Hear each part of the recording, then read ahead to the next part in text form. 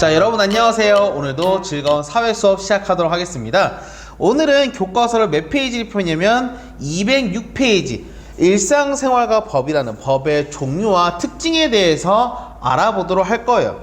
그래서 저번 시간에 우리가 법의 어떤 간단한 내용들을 했었다면 오늘은 좀 더 정확하게 법의 종류 그리고 법의 특징 이 두 가지를 중심으로만 알아가도록 하겠습니다.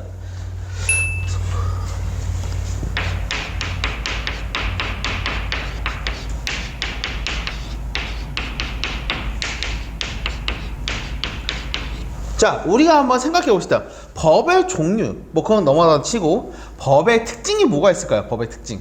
뭔가 법은 딱딱하게 느껴져요. 또 너는 뭐 법이라는 것은 뭔가 어렵게 느껴져. 여러 가지 생각할 수 있을 거예요. 그런 걸 떠나서 우리가 한번 항상 마음을 가볍게 여는 활동으로 생각을 여는 활동 제일 첫 번째를 한번 열어봅시다.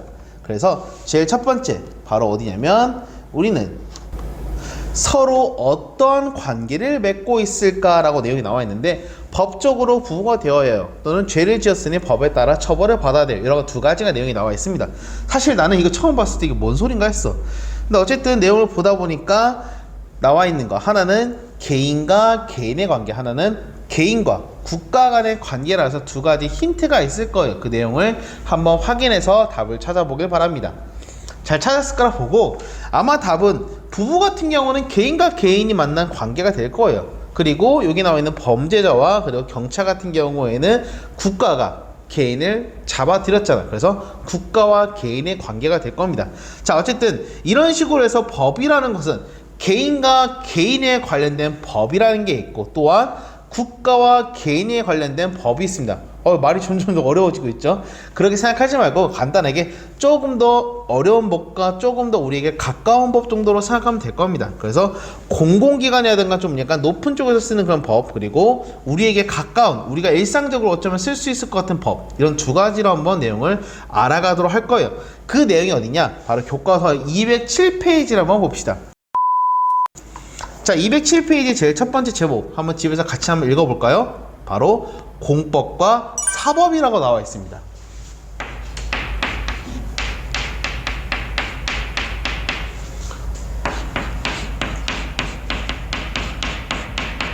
공법과 사법 이 글자에서 사실 어쩌면 거의 중요한 힌트가 다 들어가 있어요. 사실 여러분이 한문을 되게 잘하고 한자 문화권이면 여러분 참 좋겠지만 사실 선생님도 그렇고 여러분 세대는 한자를 영어보다는 더 어려워하는 시대잖아요. 사실 그래서 한자를 생각하지 말고 이 공이라는 것은 공공의 뭔가 공정의 특정적인 약간 더 위에는 상위 이런 여러 가지 뜻을 가지고 있는데 한번 내용을 읽어보게 되면 다음과 같아요. 교과서는 아마 한 네 번째 줄 좀 되겠네요. 개인과 국가 간 또는 국가 기관의 상호 간의 공적인 생활관계를 규율하는 법을 뭐라고 한다? 공법. 여기 나와 있는 것처럼 공법이라고 한다. 말이 좀 어렵잖아? 좀 더 약간 더 얘기한다면 국가라던가 또는 공공기관 끼리 사용하는 법이라고 생각하면 될 거예요. 그래서 좀 더 우리에게는 좀 더 어려울 수도 있는 그런 법들이 바로 공법에 해당하는데 한번 예시를 들어가게 되면 이런 식의 내용들이 들어갈 수 있습니다. 혹시 여러분이 상식적으로 우리나라에서 가장 높은 법이 뭔지 알아? 가장 높은 법? 상위 최고의 높은 법은 말했을 거예요 분명히 헌법이야. 헌법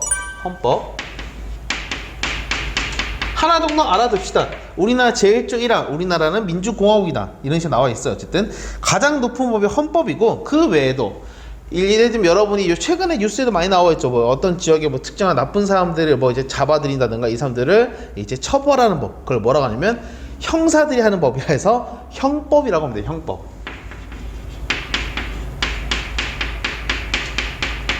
또 뭐가 있냐면 형법 말고도 우리가 일반적으로 살아가는 과정에서 쓰는 다양한 행정 절차들이 있어요. 절차들. 그래서 이걸 뭐라고 하냐면 행정법이라고 합니다. 행정법.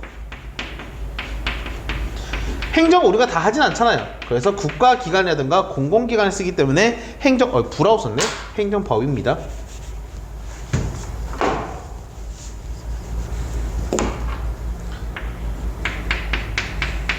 그리고 마지막으로 하나 더 있다면 국가와 여러 가지 관계에서 그런 거 말고 좀 더 우리가 여러분이 나중에 소송을 하는 경우 그런 소송과 관련된 법을 이제 소송법이라고 해서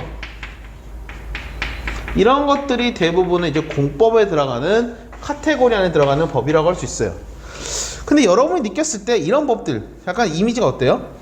조금 우리가 일상에서 쓰기에는 많이 좀 약간 먼 나라 같은 이야기의 법이 많아요. 예를 들면 사실 여러분이 죄 안 지을 거잖아. 대부분 형법 같은 경우 여러분 해당할 일 별로 없을 거고, 그리고 뭐 헌법 당연히 제일 높은 법이니까 우리가 일상적인 그냥 뭐 쓸 일은 별로 없을 겁니다. 나머지 법들도 그럴 거고. 그래서 그런 법 말고 우리에게 어쩌면 더 개인에 가까운 그런 법들이 뭐가 있냐면 바로 오른쪽에 있는 사법이라고 있어요. 사법. 이 사법 같은 경우에는 어떤 것들이 있냐면 우리에게 민간인들이 가장 가까이 있는 요 두 가지가 있습니다. 민법과 상법. 자, 이렇게 말하면 또 여러분이 어려울 수 있죠. 민법이 뭐고 또 상법이 뭐야? 한번 예시를 한번 PPT를 한번 통해서 볼 거예요. 자, 어떻게 있냐? 한번 내가 여기 잠깐 좀 조그마한 사진 하나 띄워놨을까? 이쪽에 띄워놨을까? 보게 되면 여기에 우리 옛날에는 좀 유행했던 중고나라라는 곳이 있었습니다. 내가 한번 수업 때도 얘기했었죠. 중고나라는 은근히 사기도 많고 나도 사기를 당해본 예전의 경험이 있습니다. 이런 중고나라에서 호객님 감사합니다. 아이고 돈을 벽돌 받으셨네 이렇게 기뻐하게 되면 우리는 두 가지의 방법으로 이 사람을 처벌할 수가 있습니다. 제일 첫 번째 뭐가 있냐면 바로 범죄를, 이 사람 범죄를 저질렀잖아. 이 사람을 몇 년형이 한다든가 징역을 산다든가 벌금형이 처한다든가 이런 것들을 어디에 들어가냐면 여기 들어가요. 형법. 첫 번째는 여기 들어갑니다. 두 번째, 근데 내가 좀 마음이 상했잖아. 기분도 상했어요. 거기에다 물적인 손해 같은 것도 있는데 그냥 그거로 끝날 거 아니잖아. 손해배상을 청구할 수 있습니다. 말이 좀 어렵지만 손해배상을 받는다는 거야. 나 그만큼 상처받았으니까 그만큼 배상해. 이걸 뭐라고 하냐면, 그래서 합의금이라든가 피해 보상의 문제 같은 경우에는 바로 이 민법에 들어간 내용들을 합니다. 그래서 민간인들끼리의 법, 민간인끼리 어떤 다툼이 일어났을 때, 여러분이 학교 안에서, 학교 같은 경우는 좀 많이 해당하지 않겠지만 여러분이 길거리 걸어가다가 갑자기 어떤 사람이 툭 부딪혔어요. 근데 기분 좋게 쓱 지나가면 상관없지만 야, 니 뭐야? 니가 뭔데? 눈 깔아. 하면서 서로 이제 투닥투닥 싸우게 되면 이제 합의금이라든가 피해 보상 같은 문제가 생길 때 다 어디에 해당한다? 여기 있는 민법에 해당한다. 선생님, 상법은 어디에 돼요? 상법은 상공인들, 쉽게 말하면 장사, 그러니까 쉽게 말하면 기업과 기업 간에 관계되는 법이라고 생각하면 될 겁니다. 자, 그렇게 해서 여러분은 크게 두 가지가 있어요. 공법과 사법.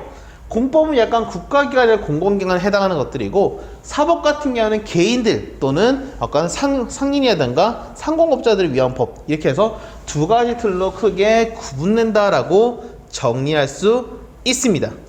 자, 그래서 다시 한번 정리합시다. 중요하니까. 그래서 공법과 사법이 있다. 공법과 사법에서는 예를 들면 공법에서는 헌법, 형법, 행정법, 소송법, 그리고 사법에서는 민법과 상법, 이렇게 종류가 있다라고 해서 여러분이 잘 볼 수 있게 기억하고 다음 장으로 넘어가도록 합시다. 그렇다면 개인과 관계되는 여러 가지 우리 법을 다 알아보았어요. 그런데 그런 거 말고 또 이번 무슨 법이 있냐? 교과서를 208페이지 한 페이지를 넘겨봅시다. 넘겨보게 되면 개인과 국가 간에 개입하는 또 새로운 법이 하나 있어요.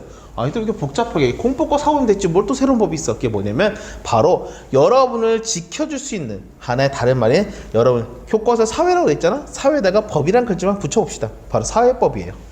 사회법. 사회 교과서와 관련된 법이냐? 그런 건 아니고, 미안해, 이런 시덥지 않은 농담을 하고 있는 내가 너무 싫은데 어쨌든 사회법 같은 경우에서는 사실 여러분이 왼쪽에는 사진을 좀 잠깐 봐야 될 필요가 있습니다.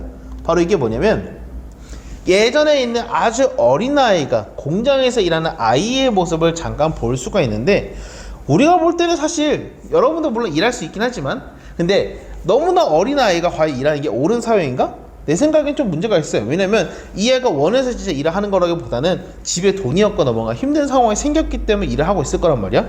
상당히 어려운 상황에서 제대로 된 복지라든가 돈을 받는 것도 아니고 완전히 착취를 당하면서 일할 수밖에 없던 구조예요.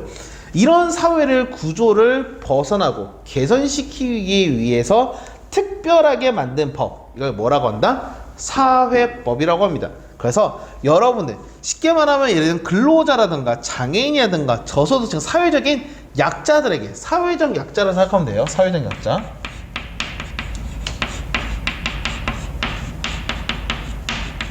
이 사회적 약자를 위해서 만들어진 법이 바로 뭐냐면 사회법입니다.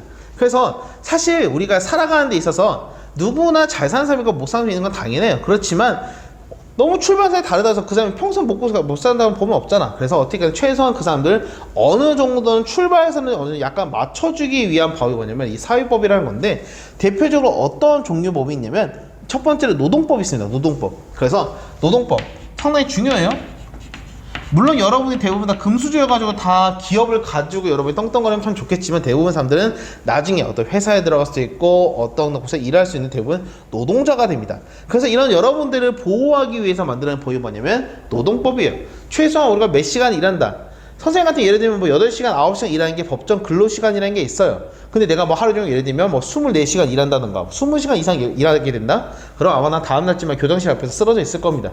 그래서 그런 사람들을 지키기 위해서 만들어진 뭐 노동법들, 또는 여러분에게 어떤 더 중요한 걸 수도 있어요. 여러분이 나중에 아르바이트를 하게 될 때, 아르바이트 할 때 가장 중요한 조건이 뭔지 알아요? 예를 들면 영화관 아르바이트를 한다 쳐. 영화관 아르바이트 하게 되면 뭐 잘생긴 뭐 오빠라든가 누나를 찾을 수 있고, 아니면 가까운 거리가 중요할 수, 이런 거 다 중요하지만 제일 중요한 건 뭐냐면 바로 요거예요.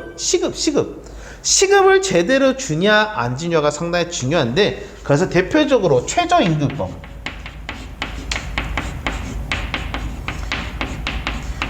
참고로 내 라떼는 얘기하는 좀 그렇긴 한데, 선생님이 옛날에 어렸을 때 잠깐 고등학교 3학년이었나 대학교 1학년이었나 그때쯤에 아르바이트를 잠깐 한 적이 있습니다. 그때 내 생각에는 아마 편의점 아르바이트 했었는데 1시간에 2,700원? 3,000원 좀 안 됐던 걸로 기억해요. 아마 수업시간 잠깐 얘기했던 것 같긴 한데, 그래서 상당히 힘들어가지고 나중에 아르바이트 그만두려고 하는데 갑자기 사장님이 나 돈이 없으니까 나중에 줄게라고 해서 갑자기 발뺌을 하는 거야.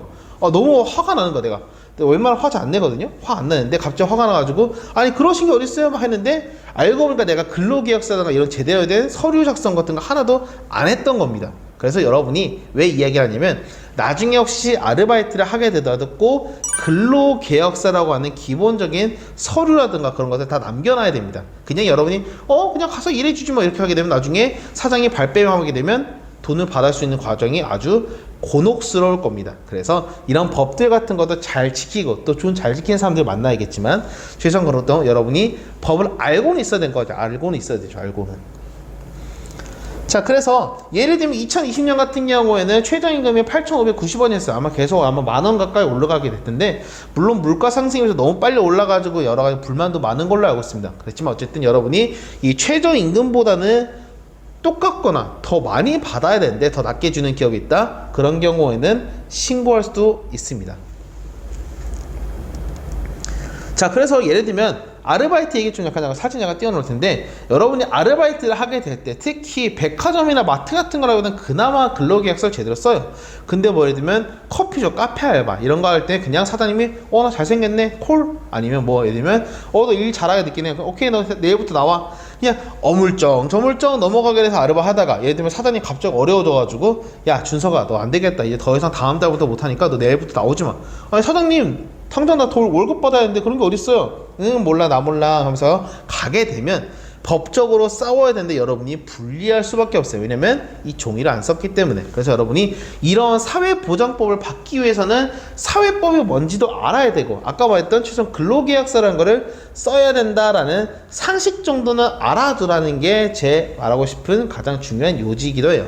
그래서 여러분이 노동법이라든가 아니면 뭐 사회보장법, 경제법 여러 가지 종류가 있지만, 여러분이 아마 내 생각엔 가장 중요한 여러분 사회를 살아갈 때 이 두 가지 법 정도는 알아두는 게 좋을 것 같습니다. 나중에 시간 나면, 특히 중학교 3학년에 담하게 되면 좀 더 자세하게 배울 수 있을 거예요. 뭐 그 외에도 경제법 같은 경우에는 경제 질서를 유지하기 위해서 최소한의 소비자를 보호해주는 소비자 기본법 같은 게 해당하는 게 경제법이고, 하나 더 얘기한다면 과장 광고 같은 경우도 있죠. 예를 들면 사실 여기 사진을 잠깐 띄워놨는데 내가 이런 이야기 있으면 난 진짜 먹을 겁니다. 나도 언젠가는 이 시기가 올지 몰라요. 머리가 반짝반짝 빛나는 탈모가 언젠가 올지도 모르겠는데, 갑자기 머리를 한 달 만에 감았더니 새까맣게 꽉 찬다? 아마 이걸 만드는 순간 이 사람은 노벨 아마 과학상을 받을 겁니다. 그런데 이런 건 없어요. 근데 과장 광고를 막 하는데 이런 것들을 철퇴를 되면서 하지 말라고 막을 수 있는 게 바로 경제법이에요. 경제법. 뭐 그 외에도 하나 더 중요하다면 사회보장법이 있습니다. 여러분이 최소한의 아주 어려운 상황이 펼쳐진다 하더라도 굶어 죽지 않도록 그 사람들을 도와주는 법인데, 그래서 사회가 보장해주는 법이다라는 법에 있습니다. 자, 그래서 여러분은 다양한 법에 대해서 이야기를 했는데, 자, 다시 한번 정리할게요. 내용은 많진 않아요. 그래서 공법과 사법 그리고 사회법 이 세 가지가 있습니다. 그래서 공법 같은 경우에는 좀 더 국가기관에 관련된 다양한 법이 있고, 두 번째로는 사법 같은 경우 여러분이 좀 더 가까운 법, 민법과 상법. 민법은 민간인들끼리, 상법 발음이 왜 이러냐, 상법 같은 경우는 상공업자들, 보통 장사하시는 분들끼리 사는 법적 문제. 마지막으로 사회법 같은 경우에는 다양한 노동법이라든가 뭐 최저임금 같은 건 사회적 약자를 배려하는 법이라든가, 그 외에도 뭐 경제법이라든가 또는 사회보장법,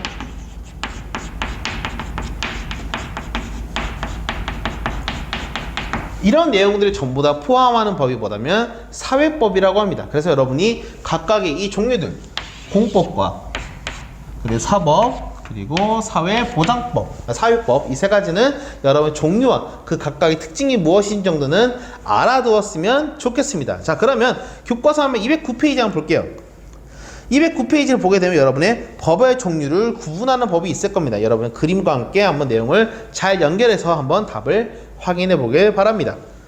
자, 한번 답을 다 적었죠? 자, 그러면 답은 다음과 같을 거예요. 그래서 투표함 같은 경우에는 선거권과 그리고 공법에 어울리는 것들이고, 두 번째로 근로기준법 같은 경우에 이런 같은 경우 월급을 못 받아내는 그림과 잘 연결되겠죠. 그러면서 이거는 사회를 보장해주는 법, 사회법에 해당합니다.